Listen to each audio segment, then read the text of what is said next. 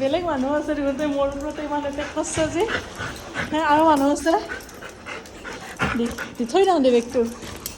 খেলচোন মানুহবিলাকৰ লগত খেল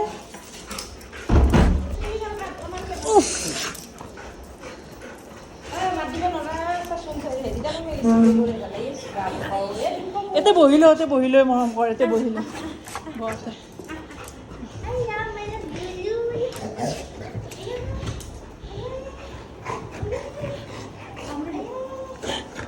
কামৰবাই নাজনে